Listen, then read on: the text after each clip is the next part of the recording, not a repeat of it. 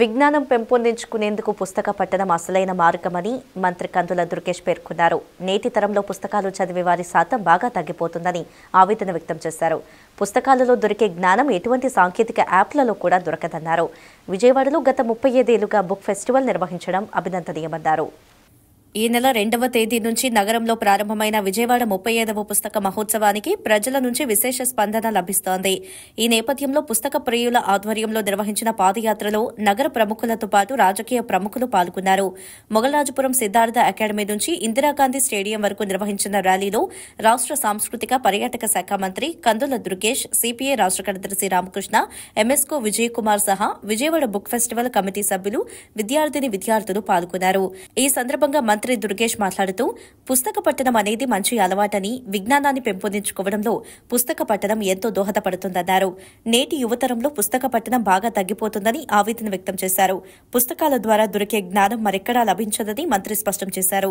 చిన్నారులు, విద్యార్థులు పుస్తకాలు చదవడాన్ని అలవాటుగా మార్చుకోవాలని కోరారు.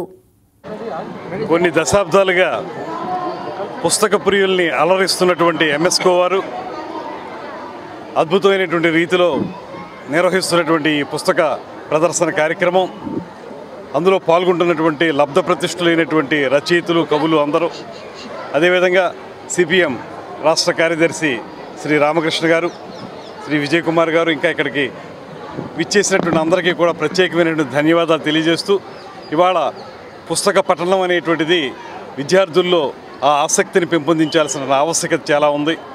తొలి నుంచి కూడా ఎంఎస్కో వారు ఆ రకమైనటువంటి ఆలోచనతోటి, దాంతోపాటు విజయవాడ బుక్ ఫెస్టివల్ సొసైటీ వారు కలిసి విద్యార్థుల్లో కానీ మామూలుగా ఉండే వ్యక్తుల్లో కానీ ఈ పుస్తక పఠనం అనేటువంటి దాన్ని పెంపొందించాలని, తద్వారా విజ్ఞానాన్ని ఫరడివిల్లేలా చేయాలనేటువంటి చేస్తున్నటువంటి ప్రయత్నం చాలా గొప్పది. ఈ ప్రయత్నాన్ని ముందు కొనసాగించే విధంగా, ముఖ్యంగా ఎవరైతే భావితరాల వారు ఉన్నారో పిల్లలు, వారి మనసుల్లో పుస్తక పఠనం గురించి ఒక అనురక్తి కలిగించగలిగితే ఖచ్చితంగా రాబోయే సమాజం అద్భుతమైన రీతిలో ముందుకు వెళుతుందని నమ్మి ఈ కార్యక్రమాన్ని నిర్వహిస్తున్నారు. ఈ వాక్ ఏదైతే ఉందో పుస్తక పఠనానికి సంబంధించి ఇది విజయవంతంగా కొనసాగాలని మనస్ఫూర్తిగా కోరుకుంటూ, తద్వారా ఇది సమాజానికి ఒక మంచి మెసేజ్ని ఇచ్చే విధంగా ఈ కార్యక్రమం ఉండాలని, తద్వారా అందరూ కూడా మళ్ళీ పుస్తకాలు బాగా చదవటం అనేటువంటి దాన్ని మొదలుపెట్టాలని మనస్ఫూర్తిగా కోరుకుంటూ సెలవు తీసుకుంటాం.